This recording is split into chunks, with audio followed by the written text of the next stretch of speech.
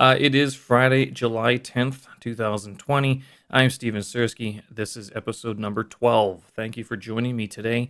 Today, I have a special guest, a friend from my hometown of Winnipeg, Canada. It's Jake Sacher. He is an audio engineer and he's still part of that band, Serrated Scalpel, one of the heavy metal bands, one of the big wigs of the metal scene in Winnipeg. At least they were 20 years ago. They still are, in my opinion. And today we are going to talk a lot about audio production. Hopefully, talk a little bit more about what it's like to be a musician these days, and also what Jake is doing today with his own studio, Sacher Audio, which you can find at sacheraudio.com. I'll post all of these notes and all these links on the website, but here's the interview. I hope you enjoy it. Hey, Jake how's Sacher. that? Fantastic. There we go. Wonderful. Excellent. Awesome. Ugh. I've got right now sorry man, I've just got three computers running at the same time and they're each doing different things. I'm like, oh, okay, I'll use this laptop. This will be fine. Nope. Nope. Yeah, I've got. Are you using dual monitors now? Like, do you have dual monitors for a lot of your setups? Yeah, I use right now I'm using a 2011 iMac as my main, and then I line it out. I have a second display that's like a 60-inch Samsung HD TV that I got for free. Oh, So wow. yeah, it's Uh, fun. So I put like my secondary system up top, like so if you see me look up, that's what I'm looking at, mhm. and then like whatever I'm mainly working on is on my iMac. Wow, 60-inch TV. That's good. I was thinking about getting one of those big ones because here in China, like we have this company called Xiaomi, and I'm not sure if you've heard of them. They're not very popular in Canada, but they make cheap televisions. And I was thinking about getting one to put up, like basically where you say to put it, right? And those are huge, like the massive Yeah, HD TVs. But to hang it up, and then it would sort of obscure my windows, and I don't want to obscure my uh, windows. yeah, and like if you were sitting in the room, it's quite overwhelming. Like it's big, and it does block a window that behind it, but like it was free, and what I do like about it is that often I'll have all my plugins up there, and then I'll have my actual edit window, whatever I'm cutting, splicing, or faders, like right in front of me. So I do appreciate that. But if I was to do it again, like when I have to replace this system, I'm going to get one of those wide screens that are like three panels Yeah, in one. I'm probably going to do that. like those I 21 think that inch. I've seen those. How big are they? Like 21 inches across, or are they bigger than that now? I oh, can't they're remember. huge. They're like well, they're as wide as the 60-inch TV. I Yeah, know it's a different way of measuring, but it allows for three panels in yeah. one screen. I've seen So I those think, before, and that's the curved one, right? Where yeah, and so it's easier on your eyes. So they say. I don't understand, but I don't know how that works. It's just a real estate issue for me. yeah, So, I bet. So is this your studio that you're in? This is part of your studio that you're in right now. yeah, what you're seeing, you can't see the desk, but you're just seeing like my crap over there, and then I've got keyboards and a couple of guitars that are out. I've got more guitars over here, and then headphones and cables, and just I've got some guitar pedals and like multi effects on the floor. Cause I've got some guys coming in tomorrow and on Saturday to do some stuff. So Right now, are you yeah, using a then, physical board, at your fingertips? That's a physical board that you have, right? Like an actual mixing board. uh, not really. I've got I can't really show you, but I have a Mackie Big Knob Studio to control volume Okay. and to control sources. I did have a Mackie Universal Control for a while, the UCM, whatever it was called, the eight fader. It was a big honking thing. Yeah. It was just taking too much of my desk, and I regret getting rid of it. I do. I really do. It was big and it took up a lot of space, but like I miss the faders a lot. So I'm gonna figure out what I'm gonna do there. I'll pick Right. up. There's so many options now. Like it's just it's too confusing. So, are you ever thinking about going completely digital, like getting an iPad basically and just using digital faders? Because I know that Logic, you can pair it with your iPad and you can move the faders and everything. But I mean, the iPad's only like that big, right? I mean, you can get bigger ones, but is that an Yeah, option for you? I do that. Um, until like I was using it with Pro Tools. They used to have this app until they updated it. It was like the Yukon Control, and it was another company called Neandric. They make an app that'll control any DAW as well, right? It's all virtual faders, right? And it's good, but there's something like tactile that's nice about actual pushing things and something happens, Yeah. as opposed to like mouse clicking and dragging and pencils. Like, yeah, I want to. But it Yeah, would also be easier to tweak the knobs because I'm finding with like when I'm using Logic, trying to dial the knobs up and down, trying to get it to like exactly the level that I want, which could just be like infinity, like or zero, right? That's it. yeah, It doesn't have to be anything unique. Just trying to get it back to normal without pressing the reset button because then that resets everything. So I guess with those faders and then the little knobs all the whole channel strip basically would be a lot easier to work with. yeah, exactly. And well, the Avid one. Let's see if I can pull up what it's called now. It's like Avid One or something like that. It was working with Logic as well, and because I flip in and out between Harrison Mixbus 32C, and then I use Pro Tools and I use Logic, and each one for different reasons. Um, and it controlled everything, and it was fine. But then Avid did an update to their new like what was it, like when they switched over to stop doing Pro Tools 2018, 2019, they flipped everything of how they do it, and then they you had to get the new Mac OS to update, but you could still use the newer version of Pro Tools. Does Hmm. that make sense? Yeah. So they updated the app. They didn't update. They allowed you to use old Pro Tools, but the app won't work with old Pro Tools. So now for me, Pro Tools is like 80% of what I work in. So now it's completely useless. So I don't. It's like whatever. So that's why I'm Oh, like, well, I wish I had faders again. the fear of updating. I just updated my whole Mac system to Catalina, and that was I waited Mm, 8 months to do that because when it first came out, everyone's saying, "Don't do it. You're going to break your system."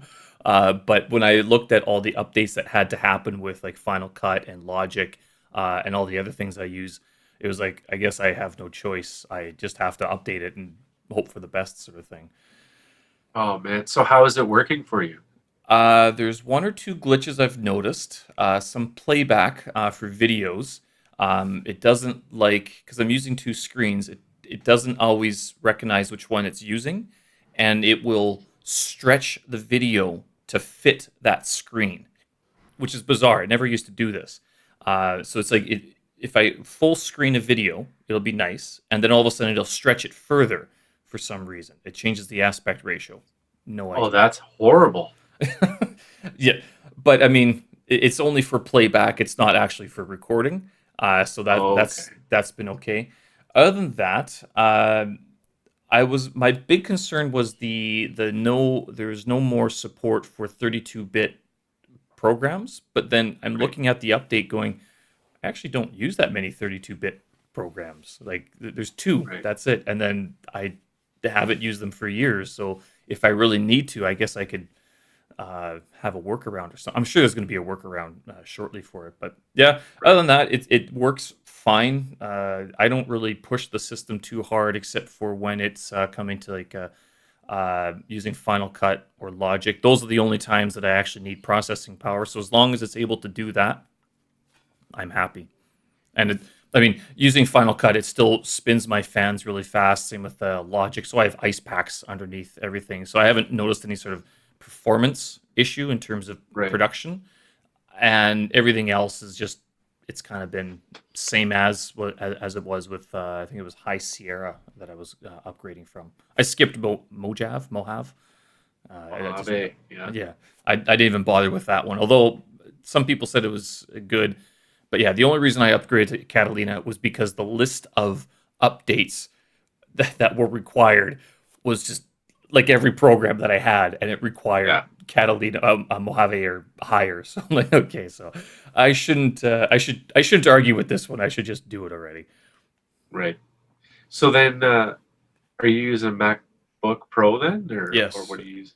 I'm Yeah, using because MacBook. I was looking at, 'cause I do have to replace this iMac at some point. Like it's been a tank and it works, but like I'm at that point of like it hasn't been supported now for a year and whatever. It does what I need it to do, Yeah. but you always got to replace this garbage. So I was looking at like the Mac Mini. Friends of mine that do post production, they're using Mac Minis and they just like pimp them out so that they're like 3,500 Canadian, 4,000 Canadian. But what they're saying is they have to do what you're doing is like cool it somehow. So there's this other company I saw that actually builds platform fans Hmm. specifically for like video content creators for these things. Yeah. Shoot, I should find out what it's called. And not that much. It's only like $150, I think. There's one for the MacBook Pro, and one for the Mac Mini. Yeah. Yeah. Are those the same that it's like these external like it's like a basket for the laptop to sit on and it has extra fans or something, or is it like a Yep. liquid cooling system? Oh, okay. Yeah, yeah. Well, it's fans, but the way they've done it is that the fans are, they say, are virtually silent because they're designed for like audio studio use and video creator use, where you don't want any Extra noise. sound. Yeah, like you're dealing with enough already, right? So I was looking into those because there are a few like there's like Chinese knockoffs that you can get, and I was always sort of wondering how much noise would it contribute, but then also with this MacBook, they're all USB-C connections. So mhm, then if it's a USB-C connection, I need an adapter. And my fear with adapters is that it's one more thing that can break. yeah, So if because and all those cooling systems, they all had USB-A connections, not USB-C. So I was thinking, well, I don't know if it's worth it. It was cheaper just to use ice packs, and they seem to work yeah, mostly well. My computer hasn't exploded yet. This one's a 2017 MacBook Pro, and I've looked at the newer ones, and they're pretty nice, but they're quite costly. I've heard though a lot of people go into Mac Minis, which was not an option when I was buying my MacBook Pro. yeah. I asked the guy, I'm like, can't I just buy this cheaper Mac Mini? He's like, not if you're going to do 4K editing. So went Yeah, with the MacBook I Pro. heard.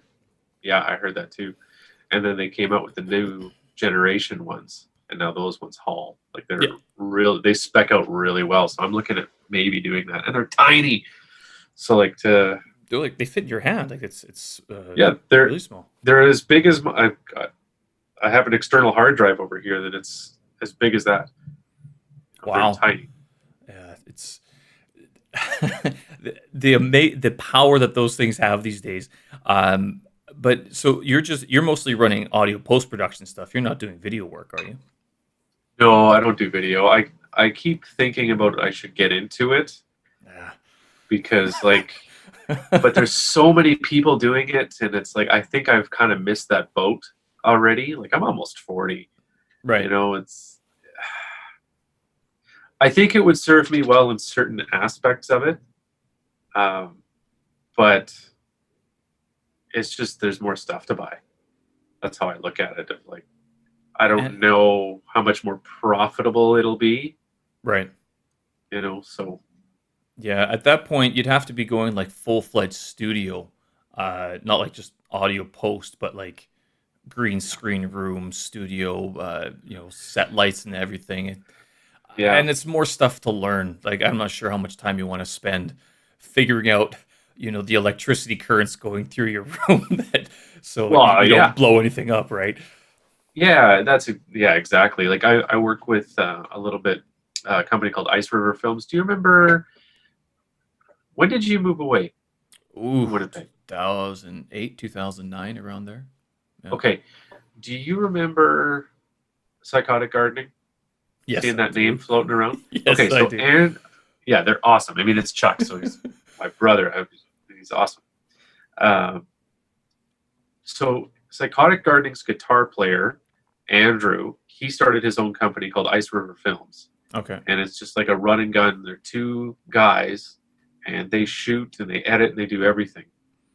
And they're great at it. Like they're really, really awesome. Now they've been picked up by an Aboriginal, well, not picked up by, but they sell a lot of their shows to APTN, which is like Aboriginal Yep. network here.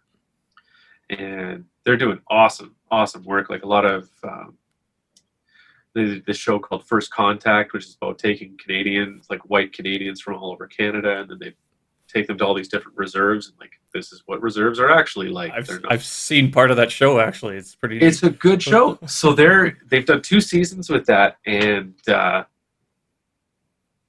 yeah. Anyway, so I do stuff with Andrew, and if ever I need, my point is, if ever I do anything video wise, I just give it to him.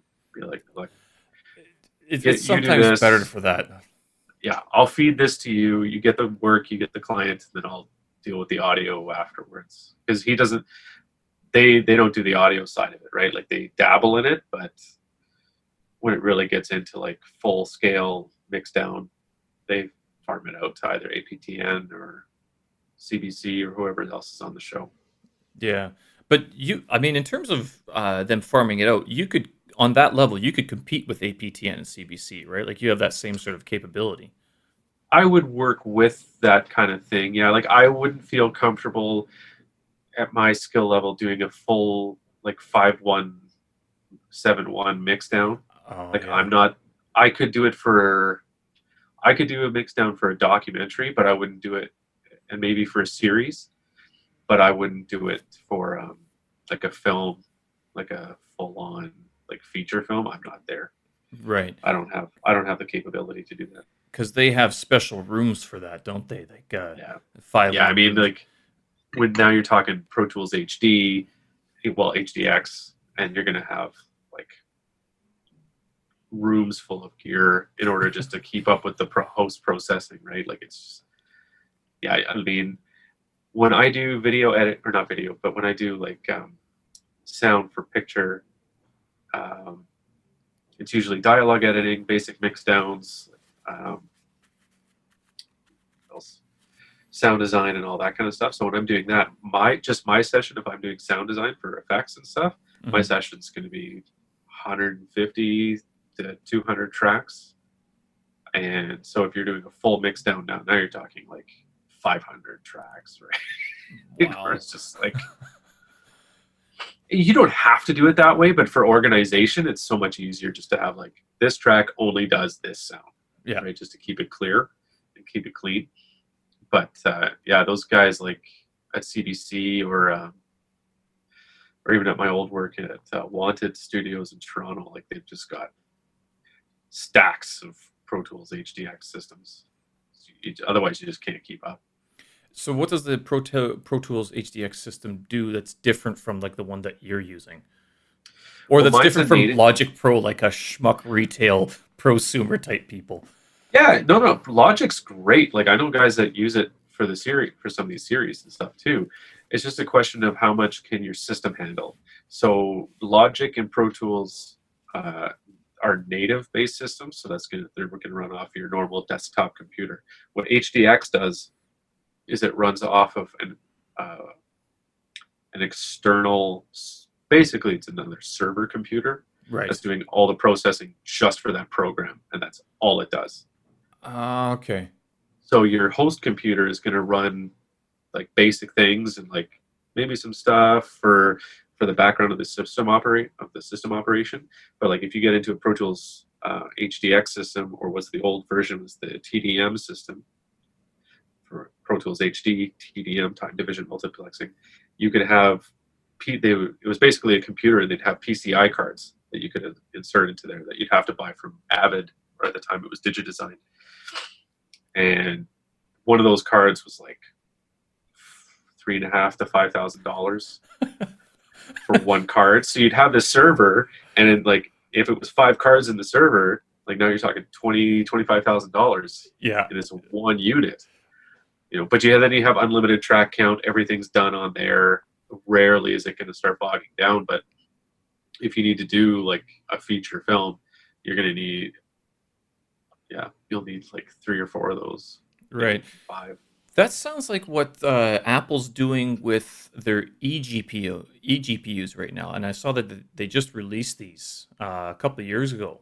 That they have an external, basically graphics card that takes all the load off of your system and just does all your graphic process. It's meant for video editors, not so much for audio. I was talking Right. to another guy here who was on my podcast a couple of weeks ago, and he uses a UAD, and I can't remember the name of it, but it's a separate server box or separate processor box Yep. for all of his plugins and stuff like that. And that's same idea. So Yep. in some sense, it's like it's actually cheaper because that was $3,000. The eGPU is a couple thousand. I mean, with those two devices, you should have a decent setup to be able to handle most projects, Oh yeah. Yeah, if not all absolutely. projects that most people are going to do. Yeah. Well, I mean, even like the new Macs that they've come out with, right? Where I think a friend of mine spec'd one out when like the rack mount computer, and it was like $120,000 when you max it out. He sent me the screenshot. He's like, "Hey, look at this." It's like, But what? that's all the RAM, that's all the hard drive, like the 2 TB Yeah. SSD hard drive and stuff like that. Yeah, exactly. But it was more about the video rendering cards, right? Like, because Yeah. now you're doing stuff in 8K, and then you're futuring, Mhm. like you're getting ready for whatever the next gen, if it's going to be 12K or 16 or whatever they decide to do. Right. I don't know what they're doing. Who knows? Maybe coronavirus will make them skip a number. So you're starting. You've started your own studio, or are you still working with other people? Like Sacher Audio is look on your website, and so you've broken off. And you're now on your own. What are you doing with your studio? Most of what I do is right now, the last 2 years has been music. It's Okay. been like recording bands, mixing projects, um, editing for people. But most of what I do is mixing and mastering.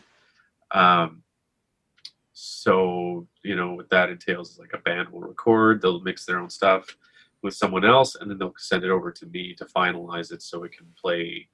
That mix can I'll add a little bit of clarity often to it, and then it'll go to so that it'll play across all platforms relatively similarly, right? Because the algorithms for the streaming services now between YouTube, Spotify, and Bandcamp, Deezer, and Tidal, and all these things, like they all sound different, Hmm. right? So it's like, okay, well, how do I get something that's going to sound close across all those platforms and then across most home systems and car systems and stuff and headphones? So it's like, okay, this is an average, and we want to have it nice and clear but not harsh and all that kind of stuff. So that's what I've been doing for the last little bit. I've got bands coming in this weekend. I'm tracking, so recording drums. Actually, we're doing electronic drums instead of an actual acoustic kit because it's just like Uh-oh, the you've made the switch. funny. Dude, I love it. I love it. I love it. Oh, it's so much better because, well, the behind me, like this room I use for mixing, right? I'll record guitarists and stuff in here, and then I'll usually reamp in here, so you can see I've got a couple of speaker cabinets and amps and stuff there. Yeah. I'll either do it in here or I'll do it out in the room behind me. But the room behind me is like I've got 3 kids, so there's a TV in there, and there's like a whole bunch of kid stuff in there. Sorry, decline. So there's a whole bunch of kid stuff in there. So I don't want to really have people over to track drums in there very often. I do it if they don't have a budget, like, okay, fine, do it here. So I said, well, the drummer that we're doing this weekend, he's not the strongest drummer. So we're going to record the MIDI from an electronic kit. And then instead of going through all the editing, it's just like, boop, Quantize. yeah, kind of. It's still his Oh. performance. I'm only going to move stuff if it needs to be, but if it was a little rough last time. So it's like, well, I ended up replacing the whole kit last time. Right. So why don't we just save ours? And he loved the sound he got. So Well, let's let's just get an E kit. I'll record the MIDI, and then that'll be, we'll save ourselves about 12 hours worth of setup time and all that kind of stuff. And editing and everything. So then, you've worked with a lot of bands, but is it? And I have to kind of fight back here. Is it only the drummer that needs this sort of post work? Because I know it's Oh no, the drummer has the most elements that are moving at one yeah, time, and there's the physical ability or disability to do something, and then you just get tired. But guitarists or yep. vocals, like, what else sort of do you do to help someone fix their performance in the studio? That's an excellent question. So, um, drums are the hardest because, as you say, there's so many mics and pieces going on, and it really depends on the drummer and the feel and all that, what you want to accomplish. But really, guitar players can be, bass players are the easiest usually, and even if they're a complex bass player, it's like they're usually really in tune with what's going on, right? Like they're pretty quick to adapt to changes on the fly, and so that's good. Guitar players are often wanting to add tons of things as they hear things back. So as a recording, it's like, oh, I'll try this, I'll try this. So where maybe a drummer, I'm not going to make him do the song more than 3 times because like it's going to be tired. Yeah. It's like, so, but if I don't have a good take performance within those three runs back to back, it's like we're taking a break, clear your head, come back. Whereas a guitar player, I'll do the same part, and the guy will play the same part for like 50 takes in a row. Oh. Right? It's like, oh, I gotta nail this. I gotta nail this. Like, yeah, you do. It's like, nope, not good enough, not good enough. So, and with guitars too, there's often, especially with metal bands, it's it's it's very unforgiving. Like it has to be precise. Hmm. Like you can't get away with a lot of like in acoustic. You can get away with mistakes with feel and rock music a little bit. It's like, oh, that was a nice little mistake that you made there. Let's keep that. That has some character. Whereas I find it in a lot of metal, depending on, usually it's demands precision and perfection. Otherwise, because things are moving so quickly that In what way, though? What sort of precision? well, let's say you're doing a song at, often the songs are quick, right? So it'll be a song at, let's say 220 BPM. Well, if you're trying to do 16th notes at 220, that's fast, Hmm. right? So if you've got a guy trying to do a run and he hasn't practiced enough to nail that run, it's like that's going to come out, right? It's like, well, not good enough, not good enough. Let's do it again. Just that part, and I'll even punch single notes of just like, look, no, you're not getting it. Just really hit that note, and by the end of it, it's like you'll see my playlist, and it'll be like, yeah, I've had 50, 60 takes. I'll just Just keep playing it. making up that one riff. You bet. Yeah, and that'll So be one guitar line. right. So then, because I was talking to this other guy about using digital instruments to create. Is it possible to create like a metal riff on the guitar without really having any idea of what you're doing? Because it's a lot easier to do it with drums, like the metal drums. I mean, you could do it no problem. Click and copy the double bass part, right? But Right. Yeah. the guitar would require a bit more melodic awareness, wouldn't it, in order to create that movement that you're trying to do? Yeah, I haven't heard anything that can do it yet. There's like Native Instruments makes some stuff. Like they've got I think they've got a bass player one that's pretty good, but strings in general are hard to synthesize properly, to sample properly into something like that. But I think they make an acoustic one that's pretty good, Hmm. and you'll hear it a lot, especially on like reality TV shows and anything where it's like you just got to bang it out, and nobody really cares No about what it one's sounds listening like. for the music. Yeah, so they want to feel. They don't care about what the tone is, right? Like nobody's going to sit there with a Marshall amp for 4 hours adjusting the mid sweep. It's like, no, just get it out. Like, who cares? We want a heavy guitar sound, so they'll program it. And Spitfire Audio makes some stuff that's more choral and like orchestral stuff. I think they have some guitars in there too. There's a bunch of sample libraries. So like if you wanted to get more of a, let's say, like the WWE era when all the entrance music was coming in and all the guys were coming into like that new metal stuff back in like the early 2000s, that was all done on keyboards. Right. Like, most of that stuff was written out on keyboard and just like right? So, are you only doing audio post now, or are you still in a band? Is Serrated Scalpel still around, or any of your other next projects? We've done 2 reunion shows. We did one in 2017, one in 2018, and then we were supposed to open for this one of my heroic bands called Nile. We were supposed to open for them in October, but then COVID canceled everything. So we said, "Oh man, it was so crushing." It was like I've looked up to those guys since like '97. Right. So, to get a chance to open for them. And anyway, so we've decided like we're gonna start writing again, and I mean we're all old dads now at this point. It's like, well, why not? But we're now the classic rock. Oh no, heavy metal turns classic. Oh, it's over. Dude, it's all over, man. Okay, we used to talk about the Tea Party. I remember this. You and I, we would talk about the Tea Party because they're like one of the best bands ever, in my opinion. I love them so much. And when they played, remember the Minnedosa Rock in the Fields out in central Manitoba? I would not have been old enough to go to that. Fair enough. They played, this would have been 7 or 8 years ago. They headlined the Classic Rock Fest up there, and I just hugged my head. It's like, oh, I'm there now. Yeah. Oh, these guys are so awesome. The young kids are like, who are these guys? What did you say? How dare you? Here's the catalog. I actually saw them in Seattle back in 2017.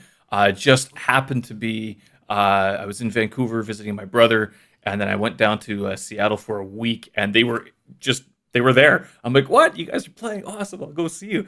And they're fantastic. They still have it after all these years. That sound, and they go to Australia quite a bit. Yeah, they spent a lot of time there. Did they happen to? Was that on the Edges of Twilight or the maybe it was the Transmission 20th anniversary tour or something like that? Transmission, yes, because they played a lot of those songs. I went to that tour. It was amazing. Yeah, it was so good. My heart skips. I don't suppose you have an extra tour T-shirt from that show, do you? Because I've neglected to get one from Seattle. I wish I didn't buy one. I should have. I think I balked at the T-shirt pricing again. It was. That's what I did. That's a sign of getting old, isn't it? You're going, how much for a T-shirt? But I did that again with Guns N' Roses in Hong Kong, and now I'm kicking myself for that one too. I mean, should have got one anyway. Just buy it. Just, even if you don't wear it, get it. It's a memory. I know. So when did you go see the GNR show? Was that on the reunion one? Oh yeah, that was like 2 years ago or whatever. That was 2018. So they played Winnipeg 2017, which I also went to last minute. That was a great show. They were even better in Hong Kong, I think. And they played 2 nights. We went to both nights. They played the same set though. So it was like it was the 21st, 22nd of November, and they played the same set. I don't think there was any change. There's maybe a minor change for maybe Slash's guitar solos or something, but it was still a 2.5 hour epic show. They just went on. By the end of it, you're like, are they still playing? I can't believe it. This band hasn't generated any new material, very little new material in the last decade, but they still put on a 2.5 hour show. Not like Metallica, where Metallica's like it's 3 hour show with new stuff thrown in and everything, right? Yeah. Oh man, I love that tour. I was actually blown away by, I can't remember the other guitar player's name now. Richard. Anyway, his guitar tone blew my mind. Richard Fortus, right? I think yeah. He was like, I could not believe how much of a better player he was than Slash too. Like I know that's heresy to say that, but it's like this guy's a better player like in every aspect. Like he's amazing. But yeah, that was a good show. That was fun.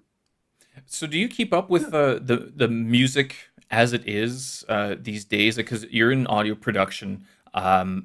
So are you very if a young band and I mean Yeah. kids in their 20s, maybe early 30s, they come into your studio say, "Oh, we want it to sound like these guys." Are you aware of some of the names that they're saying these days? Or because if they said Yeah. them to me, I'd be like, "No idea who you're talking about."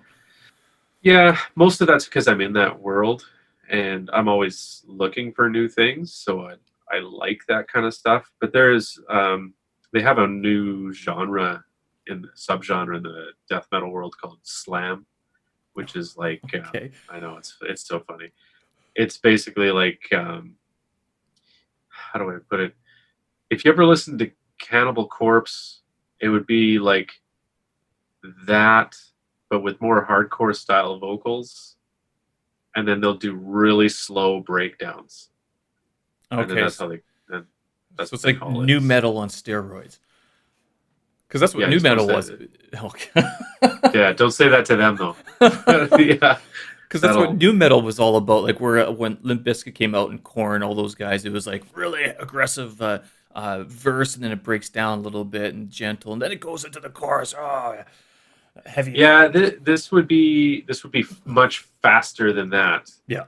For the most part, um, it would be more like a. Yeah, actually, that's not a bad way to put it. If you took like ultra fast, like hardcore from the early 2000s and mixed it with new metal breakdowns. That just don't tell them I said that. That's close to what it would be. Yeah. And then they put in like these bass. I don't know if they're still doing it. If I think it's gone out of style now, but they used to put in these like bass bomb drops. So you'd hear it and there'd be this stop and then boom, and it'd be like this sub Right. frequencies that would go in. The same thing happened in dance music too at the same time. Yeah. Everybody was putting these bass bombs in there, and it was just like every single song had one. Right. It's You like know what? stop it. I'm sure they're gonna figure it out in 10 years ago. Yeah, no, this is just new metal for like on steroids. That's all it is. But I mean, Yeah, it's uh, just faster. uh, new metal was sort of like grunge metal, but much more aggressive. So Yeah, it, just it down just to the guitars. and they upped the volume of everything, and they had a bit more of an edge in terms of their look as well. Yeah, they That started wearing masks. yep, Slipknot was sort of the poster boys of that, basically, right? So in terms of this new style of music, in terms of technicality, in your music career, in our music careers, because we've known each other for a while, and I should point out for those who are listening to this, Jake and I used to play the rock bars of Winnipeg back in the day, back in the late '90s. You would have been active late '90s, and then I came onto the scene with Sierra's Tears in early 2000s. Yep. But in terms of like playing, is how have the players developed over that time? What have you seen? They the I'm gonna date myself. The kids now Yeah, are playing unbelievably more advanced than they were when I started. Like it's not even close.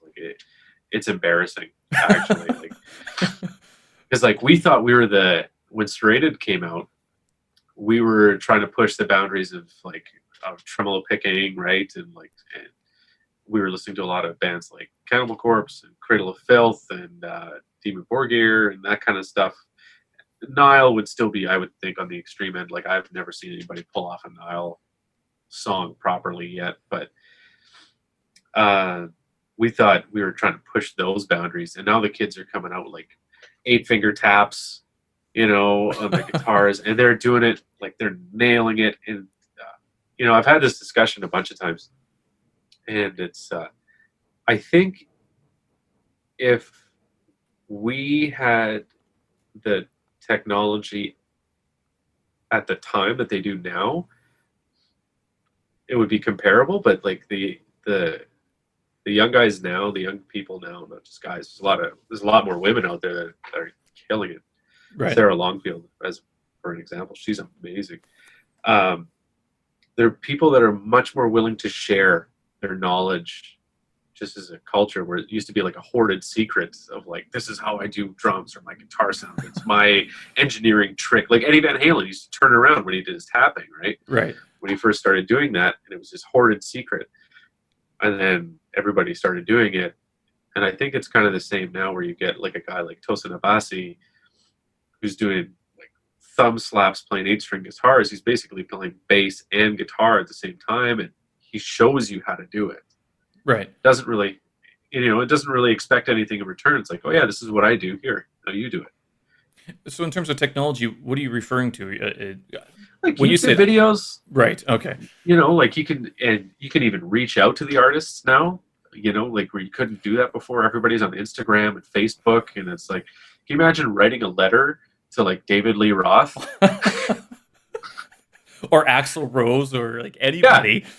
yeah. Like if you, yeah, it would just be, you wouldn't hear anything, Right. if anything, right? So now it's just like they have to engage, or at least their PR person, in the case of like somebody ultra famous, is going to engage with you.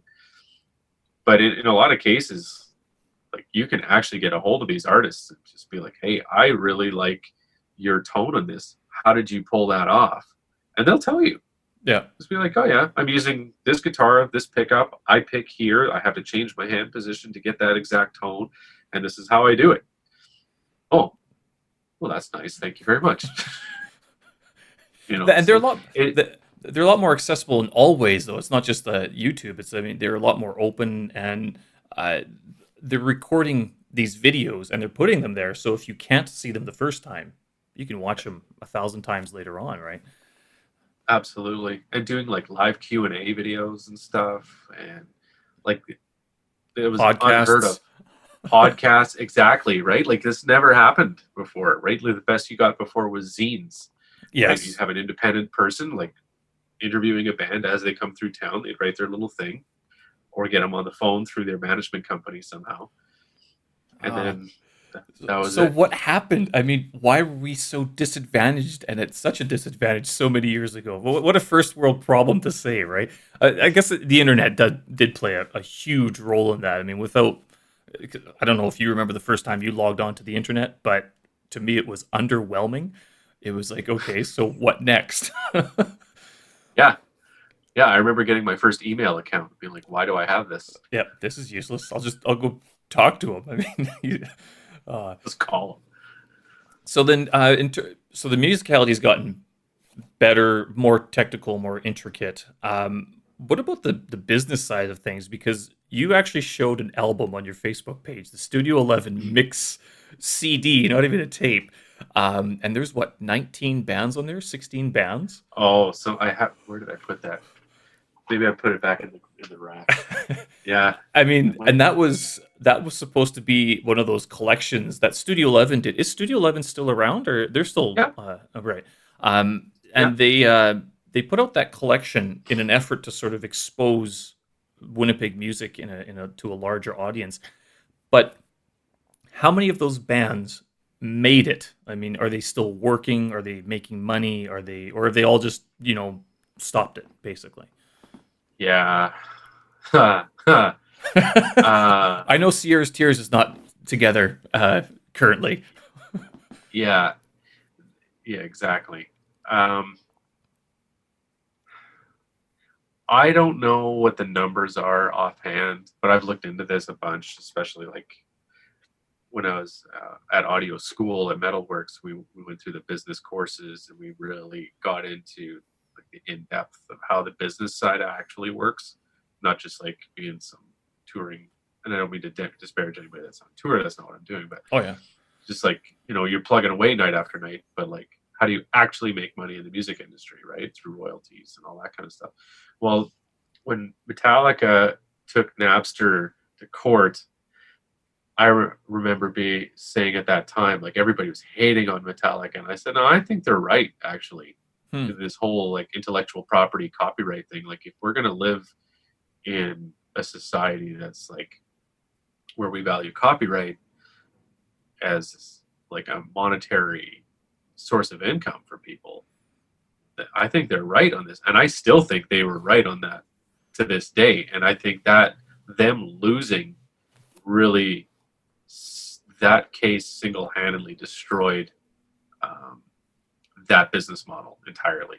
Because then after that happened, everybody was stealing music, and then it became okay to do so. And even now with streaming, where you pay your $15 a month or $10 a month, if you even pay that, Right. Spotify has their own free service, YouTube's free. Those artists are getting minimal, like fractions of a cent per play, right? Whereas if you used to get on the radio and SOCAN found you, like SOCAN was the, what does that stand for? It basically collected all your royalties for you in Canada, and it had international agreements. Right. And you would get, basically it was 7 cents per song on the radio. Woo. Right? So, Yeah. well, I mean, if you're on, so what they would do, they took the math, and then they would say, okay, you were on 5 p.m. in Winnipeg. You were also at 4:30 in Toronto, and you were on in Vancouver. We also found you in LA and whatever. Okay, so we're going to extrapolate that, saying that you're a mainstream artist, and if you're on those stations at that time, we have this formula, and then they say you're probably getting about X many plays, and they were pretty close. So here's your check for $1,000, $10,000, $5, whatever it worked out. Yeah. To be. Whereas now it's like, who cares? Right? Like, it's that whole business model went out the window, and it's like you're giving your music away for free, right, so that you can play live, right? And then you're going to charge $60 for a T-shirt, right? And hope that you're going to recover this money. Well, now with COVID, the whole business model's been just like completely imploded. right. Like now there's no income for any of these touring artists because they can't. All they're having to do now is like stay at home and do like live videos. And do live videos, because then they can, because I know with my own YouTube channel, you can't monetize until you hit a certain number of subscribers. And then you need certain streams, a certain number of people to watch it before you can actually, make money at any rate. I think off of YouTube, I've made $15 total out of the 10 years that I've been posting videos to it. But I mean, I don't put any real effort into those videos. That's more of a backup of my travel videos that I don't want to lose. Well, no, but which are great, by the way. Like, I loved watching your train rides and stuff. I thought that was amazing. I loved it. But that's how it is, though, right? Like, it's you get this, like, let's take Anthrax for an example. So Anthrax is one of the big 4 thrash metal bands of all time, right? They're arguably one of the best and biggest bands in that genre. They're not making a lot, right? Like, they may have like 100,000 or a couple 100,000 followers on YouTube or on Instagram, but like, that's not generating them any money, right? Until they get into like, okay, well, now that they're at home, here's Scotty Ian doing a collaboration with Mike Patton from Faith No More and whoever else, and these guys are doing it. They're sending each other files, and they combine the video, and then they release that. Well, hopefully that makes 10,000 views, so they can actually each collect their $10 or whatever. So like actually Dave Ellefson from the band Megadeth, he's the bass player from Megadeth. He had some pretty cryptic words about this whole thing on Loudwire. He did an interview like 2 or 3 weeks ago, basically saying like, he feels bad for any band that's not in his echelon, right? Because there's no way that they can make a living. Like, he didn't name names, but he was definitely talking about like Trivium, which is still another larger name. Yeah, they're pretty big. And yeah, but like when they play Winnipeg, they don't sell out the Pyramid, and the Pyramid holds 400 people, 500 people. So this is what we're talking about, right? Like, okay, you see it in Europe, they're playing these huge festivals where there's 80 bands over 3 days. Yeah. So that might sustain them for a while, but like really, it's pretty sad, actually. Like I was even just listening to, not to get too down on it, but I was Chris Basford, sorry. He's a mix engineer. He did Rob Zombie, John 5. He's doing the new Nickelback album right now. Mhm. And he was doing a mixing master class that I was on, and he was talking about like he's okay right now, and he's an A-list engineer. Like he's got Grammys and all this kind of stuff. He said he's fine for now, but he's really concerned about when all the supports fall, and we're looking into September, and Yeah. now there's like you've missed festival season. Now you're into like getting into the Christmas season of album sales and tour cycles. Well, if you can't do that, like these A-list artists aren't going to be having any income either. Yeah. So this whole business, and this is a really long way to get to like what Napster and the internet has done, and how we don't value like music anymore. Yeah.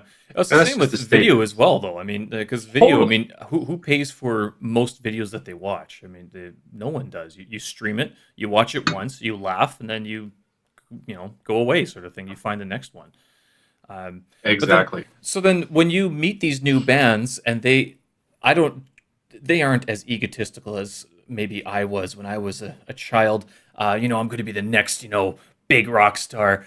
What goes through your head when you hear someone talk like that, or maybe they intimate that like this is going to be the life that they lead?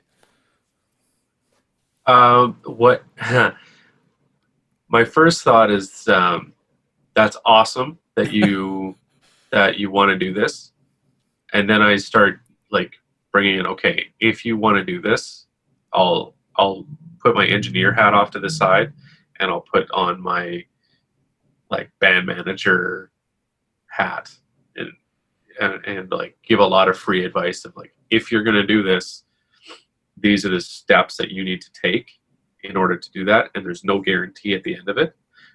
But but if you don't do the paperwork properly, you're going to get hooped. So these are the steps, and go through the steps, take advantage of the grant monies, and then I lay all that out for them. Right. And then the bands that start doing that thing, those are the ones that I'm really excited about, Hmm. because they're taking it seriously, right? If it's the I want to crush beers every weekend and play and like get girls, it's like, man, you're in the wrong business. Well, it works for a little while, and then it stops working, basically. Yeah, Uh, well, you should get into EDM if that's what you want to Oh, there you go. Yeah, you do. got drugs in there too. But then, so what are those some of those steps that mentioned the grant money? I've always found that Canadian artists, especially, are heavily reliant on the government for artistic support. Like they can't Oh yeah, a band in Winnipeg can't support themselves through touring. It's just too expensive to get out of the city in the first place. yeah, exactly. It's 6 hours to the next major city, and the next major city is half the size of ours, right? Yeah. I mean, if you want to go to Regina, it's like there's 400,000 people there. Okay, but like or if you want, and then if you want to go to Minneapolis into the States, it's like, well, then you got to do your paperwork. You got to plot that out 6 months in advance. I Oh, think they've eased those restrictions until COVID started. Like I think they've eased some of that, but yeah, basically there's different programs that different provinces offer, and then there's federal programs as well. So you get Factor, that's more for like video shoots, music videos, all that kind of stuff. yeah. And then there's in Manitoba, there's the Manitoba Film and Music. I think they changed their name recently. Film and Sound. It used to be Film and Sound. Now it's Film and The Music. music, yes, Anyway, yeah. they have a grant program too, where it's like basically they'll match you 50-50 of what you're going to put into a studio or into a tour. They have other grants available as well. The federal government has a program where it's like they'll match you up to $10,000 to do certain things, to go like for touring or for marketing, but that you have to have a solid business plan written out, um, your publishing and all that. Yeah, I do have to get going soon. Yes, I Um, see where our time is up. Okay, well, cheers. Thank you very much for joining me today. If people want to get in touch with you, where can they find you? you can go to my wonderful website I designed off of Wix. It looks fantastic. That's free. Yay! It's at www.sacheraudio.com. You can get a hold of me there. Just send me a message, or on Facebook. I'm on Sacher Audio Services on Facebook. Right on. Okay, I'll put those links up on the show notes to this episode. And excellent. Look forward to talking to you again. All right. Good luck with Thanks the session so much, tonight. Man. It was nice to talk to you, bud. All right. Have a good one. Talk again. Bye bye.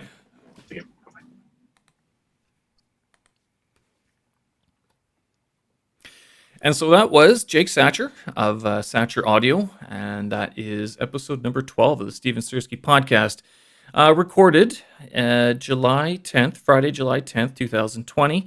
Of course, that's Beijing time. In Winnipeg time, it's Thursday, July 9th, 2020. So thank you very much for joining me. I hope you guys enjoyed that, and we will see you guys again or talk to you guys again next week. Thank you. Bye-bye.